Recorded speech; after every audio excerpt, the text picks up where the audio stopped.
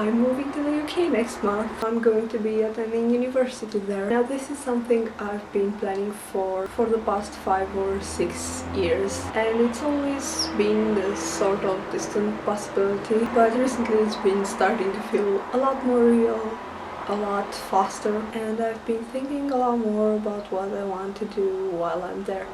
I will of course be there studying, and I will be functioning on a pretty tight student budget, but I want to make sure I won't be spending all of my non-study time in my room listening to Les Miserables in concert. I want to try and make sure I'll get the most out of this experience, and for that I'm going to try and make a list. Mostly a list of things that I want to do while I'm living there, like traveling for example, and hopefully I will be filming it and sharing it with the internet.